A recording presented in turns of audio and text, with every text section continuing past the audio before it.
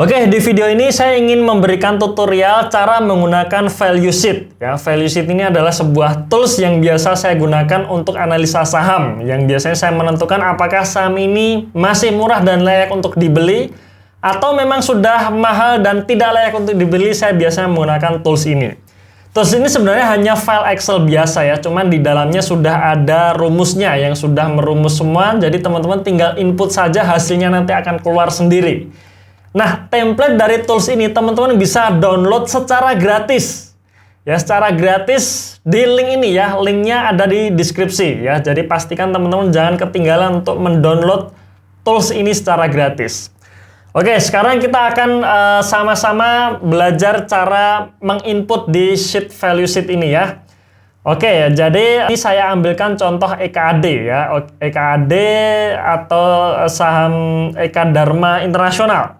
Nah, sebelum kita ngisi kolom di dalam file Excel ini, pastikan teman-teman juga sudah download laporan keuangannya ya. Jadi download laporan keuangannya, pastikan teman-teman download langsung di websitenya Bursa ya, di www.idx.co.id ya. Nah, teman-teman masuk, kemudian teman-teman pilih menu ini, laporan keuangan perusahaan tercatat.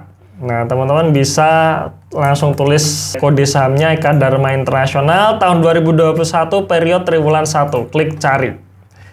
Klik cari. Nah, di sini langsung saja ini download ini ya, EKAD laporan keuangan.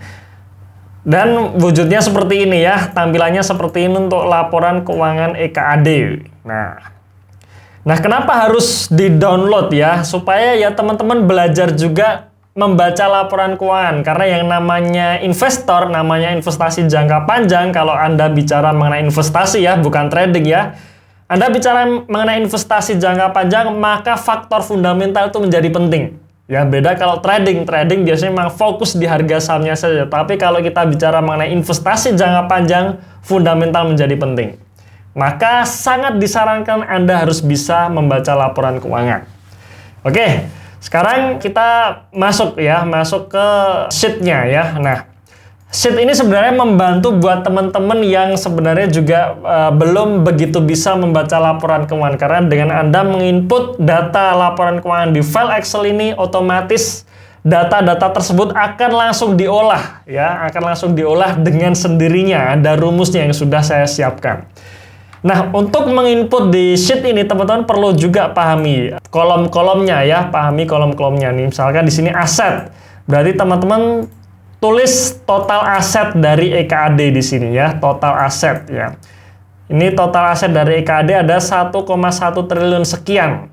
Nah, karena file Excel-nya ini sudah saya bikinkan dalam juta, maka teman-teman cukup tulis angka 1 juta saja gitu ya. Jadi maksudnya dalam jutaan di sini adalah 6 angka di belakang ini teman-teman hilangkan saja gitu. Maksudnya seperti itu ya. Jadi nilainya ini sama gitu.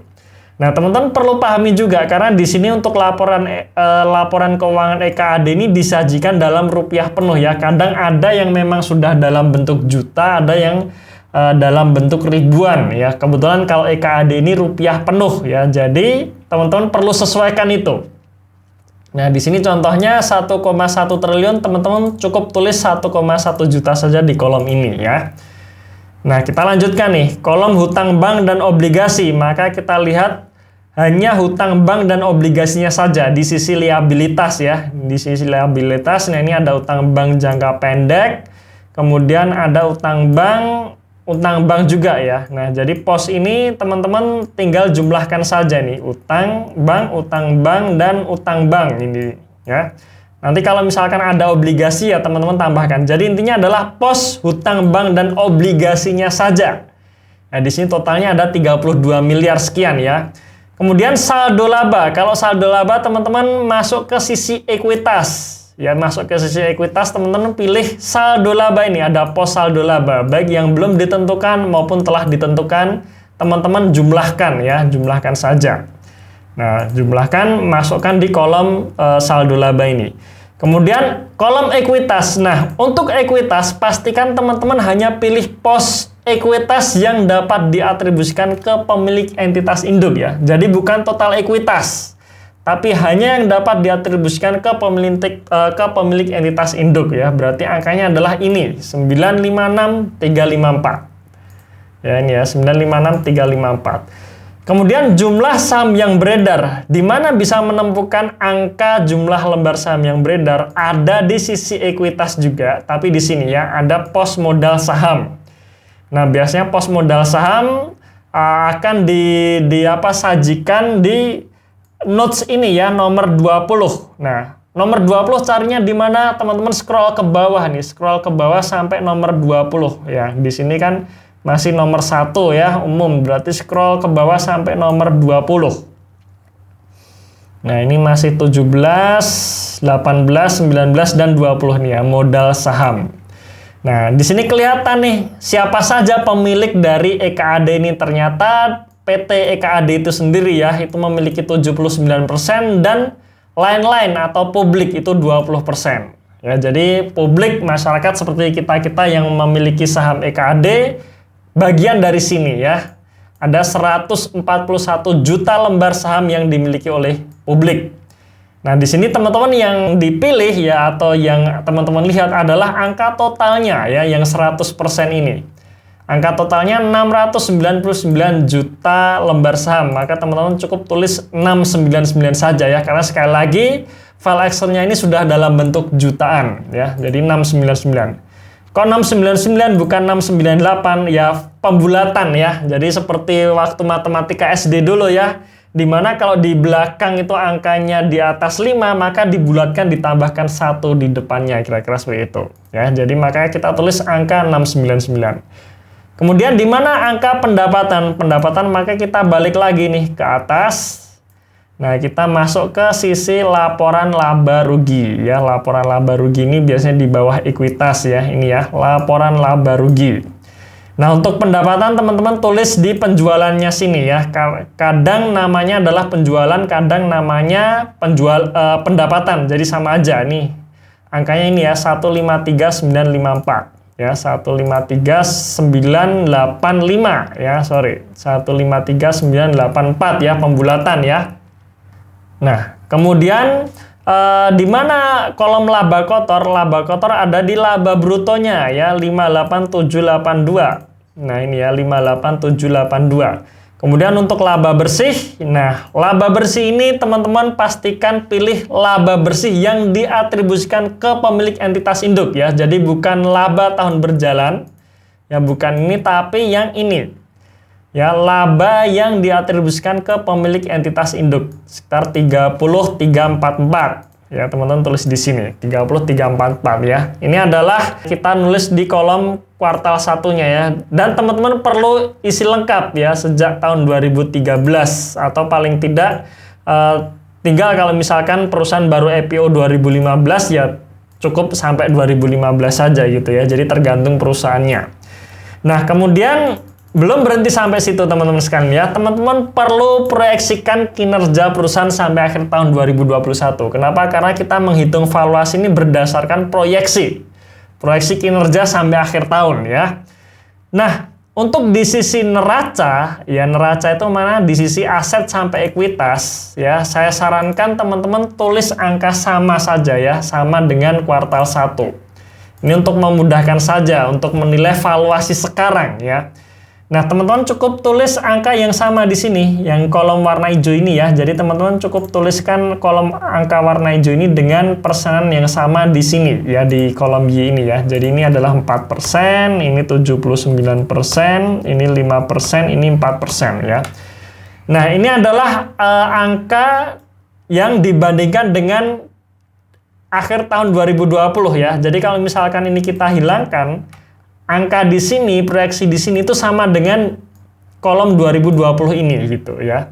Nah, jadi kita tulis di sini nanti akan mempengaruhi proyeksi di tahun 2021 dibandingkan tahun 2020 ya. Kira-kira seperti itu ya. Jadi di sini 4%, ini 79%, ini 5%, ini 4% ya. Jumlah lembar saham juga sama ya, tidak berubah gitu.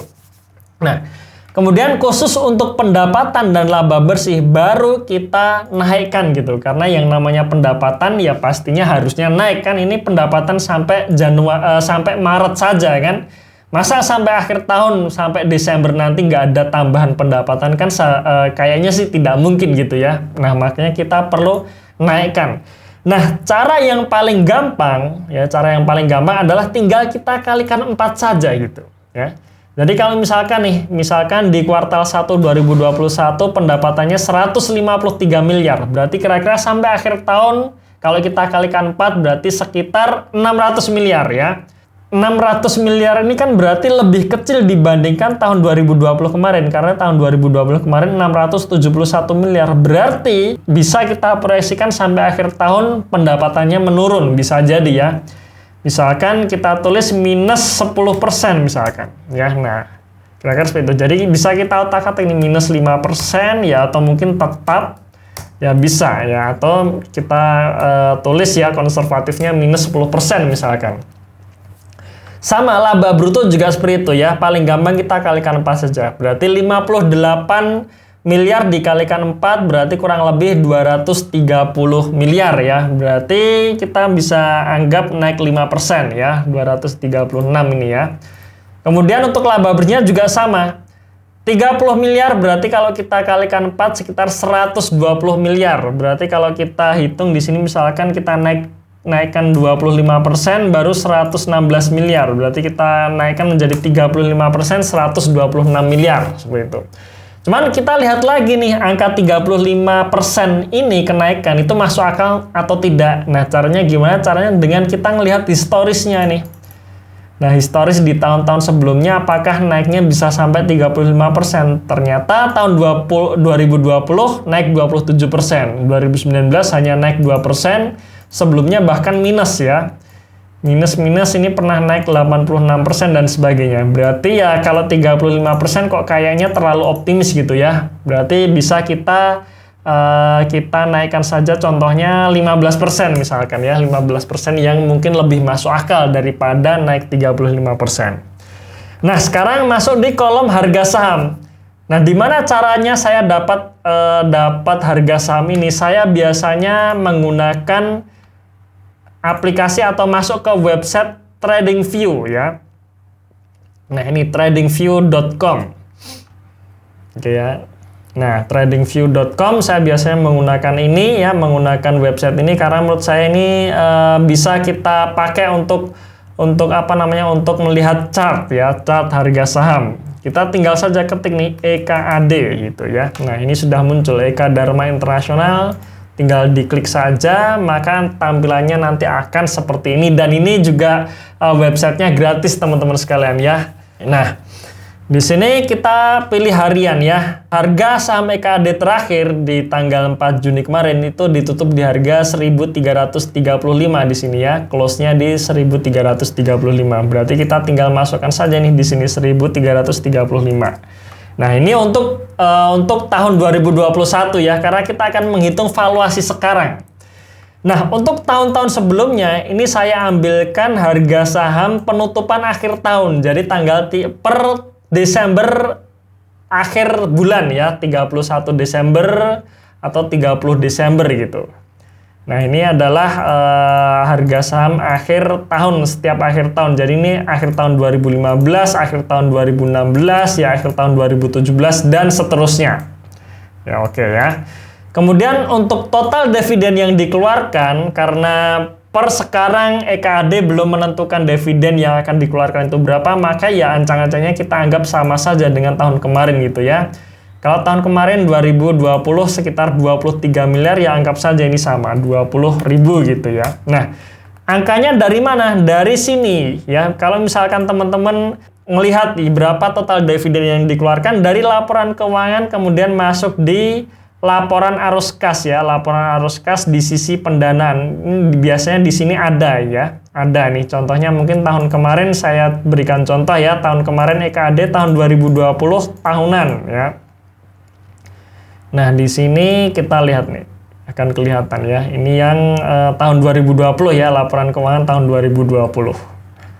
Ya, kita scroll ke bawah sampai masuk di laporan laporan nih ya laporan arus kas ya. Di sini aktivitas pendanaan ada nih pembayaran dividen 23619 ya. Ini posisi tahun 2020. Maka di sini tulis 23619.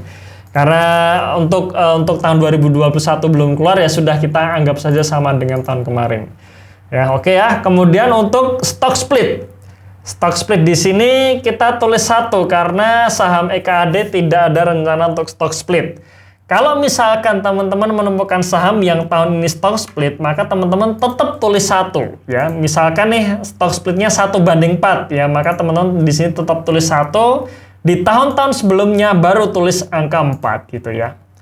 Jadi yang ditulis jumlah stock splitnya itu tahun sebelumnya, bukan tahun sekarang. Sekarang tetap 1 gitu ya. Nah ini cuman karena EKAD tidak pernah stock split ya dari tahun 2013, maka kita tetap tulis 1 gitu ya. Karena ini nanti berujung ke valuasi PBV-nya ya, valuasi sahamnya, valuasi harga sahamnya. Nah, teman-teman perlu lengkapi ya, dan teman-teman hanya lengkapi yang kolom warna hijau saja. Jadi setiap kolom yang warnanya hijau ini teman-teman perlu input ya. Di sini sudah saya kasih keterangan ya. Hanya diisi kolom yang berwarna hijau saja gitu. Nah, setelah teman-teman lengkapi kolomnya, maka semua rumusnya ini akan ada dengan sendirinya. Nah, kita akan coba bahas satu-satu ya. Indikator dan pertumbuhan, disinilah biasanya saya akan melihat kira-kira saham ini masih layak dibeli atau tidak. Nah kita lihat ya, kita lihat tadi harganya 1.335. Berarti ini menunjukkan PBV 0,9 kalinya ya, atau kurang lebih anggap saja 1 kalinya.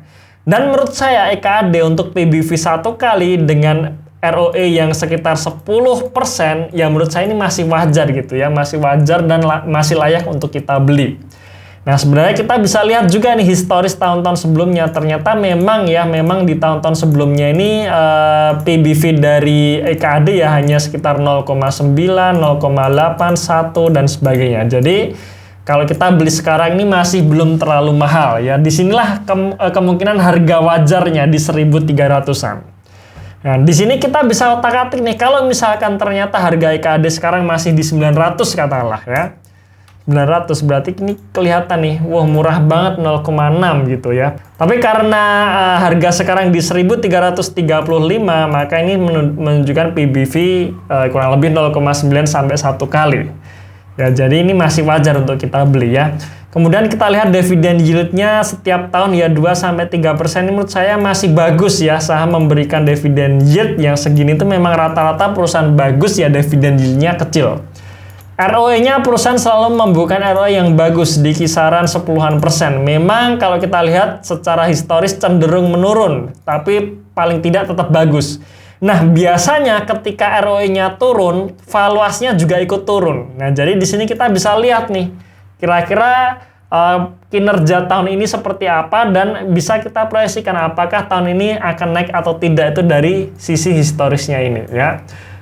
DAR ya, DAR kita bisa lihat juga ternyata DAR-nya juga menurun, artinya ya perusahaan bagus, semakin sehat ya, DAR-nya semakin turun di sini. Jadi kalau teman-teman lihat di sini walaupun hutangnya ini naik 79%, tetapi secara DAR ini masih 2%, 2-3%-nya, jadi masih bagus gitu, masih kuat gitu. Nah, oke ya. Ini sekilas mengenai sheet indikator dan pertumbuhan. Di bawahnya masih banyak rasio yang teman-teman nanti bisa pelajari ya. Dan ini terbentuk secara otomatis ketika teman-teman melengkapi sheet input ini yang kolom warna hijau. Ya, oke ya.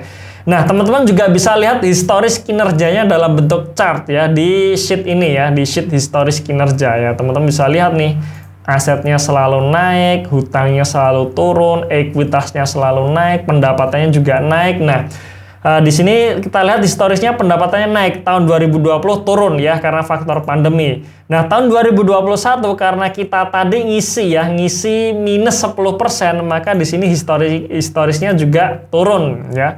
Kalau misalkan kita di sini isi plus 10-15% misalkan ya, maka di sini akan naik. Nah, historisnya akan naik, tahun 2021 naik. Tapi karena kita tadi di sini nulisnya minus 10%, ya maka historisnya ya turun gitu ya. Seperti itu. Kemudian laba bersihnya juga sama ya, karena kita tadi laba bersihnya optimis naik 15%, ya ini naik gitu. Oke, ini mengenai sheet historis kinerja. Kemudian juga yang nggak kalah pentingnya adalah sheet valuasi harga saham. Nah, sheet valuasi harga saham ini di sini isinya adalah data mengenai dividen dan dividen payout ratio harga saham plus valuasinya. Nah, ini yang biasanya juga penting saya lihat ketika saya akan menentukan apakah ini masih murah atau tidak. Kita lihat historis dari dividen per sahamnya naik. Berarti ini bagus ya. Kalau kita misalkan sudah punya sejak tahun 2017 lalu, ya dividen yield-nya pun juga pastinya naik. Dan kita lihat harga sahamnya. Ya, nah, harga saham EKAD dari tahun ke tahun selalu naik, berarti ini bagus banget. Jadi cocok untuk kita jadikan tabungan, alias ya kita beli kemudian kita simpan.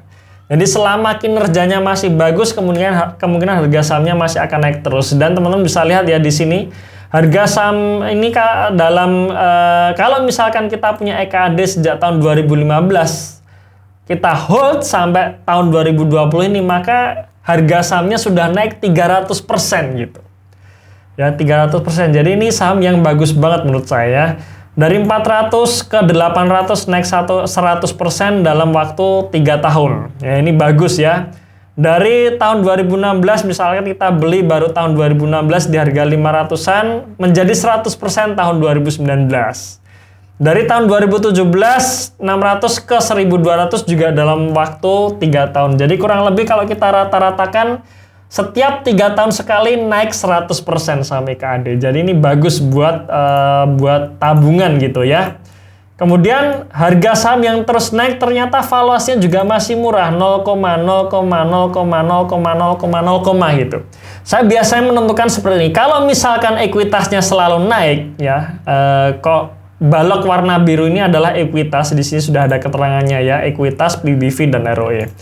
Kalau misalkan ekuitas perusahaan selalu naik setiap tahun dengan ROE yang stabil ya, stabil 10-an%, maka bisa kita katakan bahwa perusahaan ini termasuk growth company. Dan dengan valuasi yang masih 0,0,0,0,0 ini, berarti saham ini masih layak untuk kita beli. Nah, itu biasanya kesimpulan saya apakah saham ini masih layak dibeli atau tidak ya. Bahkan dengan valuasi yang 0,0 ini ternyata harga sahamnya secara jangka panjang terus naik gitu. Jadi ini bagus banget menurut saya. Kemudian yang terakhir ada sheet kalkulator average. Nah, kalkulator average ini kita gunakan ketika kita mau tambah muatan ya, baik itu averaging up maupun averaging down ya. Contohnya seperti ini, misalkan saham EKAD ya. Nah, sekali lagi hanya isi kolom yang berwarna hijau saja ya, warna hijau saja. Ini contohnya saham EKAD. Misalkan nih sebelumnya kita sudah punya saham EKAD katakanlah contohnya 25 lot misalkan ya. 25 lot di harga katakanlah 1.300 misalkan. Nah, kemudian kita rencana akan nambah muatan nih, mumpung harganya turun misalkan ya. Karena kalau kita bicara mengenai jangka panjang, ya, maka ketika harga sahamnya turun dan kita memang masih ingin hold saham tersebut, ya berarti kita tambah muatan itu lebih bagus gitu kan ya. Nah, misalkan kita punya 25 lot di harga 1.300 dan kita ingin nambah, ya misalkan nambah 10 lot.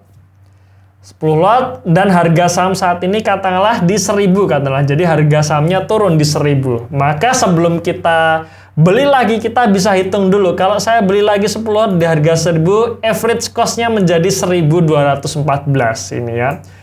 Jadi ketika kita akan menambah muatan kita bisa hitung dulu nih. Kita ancang-ancang dulu kira-kira worth it nggak kalau kita nambah muatan. Ya, nah pakai sheet ini kalkulator average ya, ini sangat membantu juga. Jadi ketika saya mau nambah muatan biasanya saya hitung dulu ya, apakah worth it atau tidak gitu ya, dengan menggunakan sheet kalkulator average ini.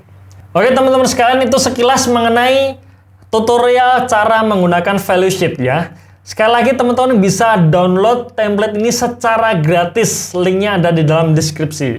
Dan kalau misalkan teman-teman sibuk gak punya waktu untuk menginput data ini satu persatu, jangan khawatir teman-teman ya. Teman-teman bisa langganan value sheet kami, karena kami sudah menginput kurang lebih 200 saham yang kita sudah input dalam value sheet tadi, teman-teman tinggal baca ya. Jadi sudah ada sekitar 200-an ini dan akan kita update selalu ya. Jadi setiap seminggu sekali biasanya kita akan update, baik itu update laporan keuangan maupun update saham yang terbaru. Jadi saham-saham yang belum kita input akan kita input dan kita masukkan ke dalam program value sheet ini ya. Teman-teman bisa langganan dengan melakukan registrasi di website kami www.theinvestor.id. Oke, terima kasih sudah menonton video ini sampai akhir. Tunggu video kami selanjutnya dan salam passive income.